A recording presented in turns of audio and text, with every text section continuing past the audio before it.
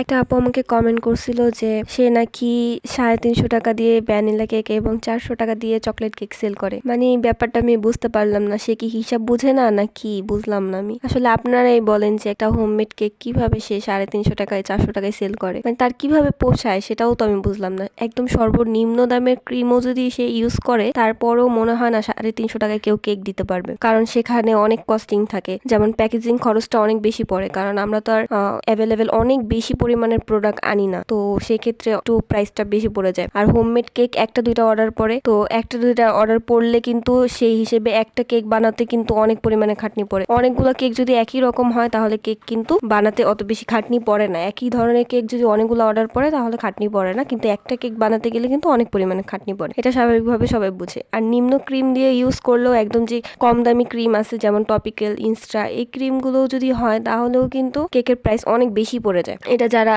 Cake বানায় তারা কিন্তু ভালো মতোই জানে। সে কিভাবে 350 টাকায় বিক্রি করে আসলে আমি আসলেই বলতে পারবো না। আর আপনারাও বলবেন যে আসলে কি 350 টাকা দিয়ে কেক সেল করা যায়, আর তার মধ্যে হোমমেড কেক কাস্টমাইজই হয়, বেশিরভাগই কাস্টমাইজ হয়। সো সে কিভাবে সেল করে সেই জানে।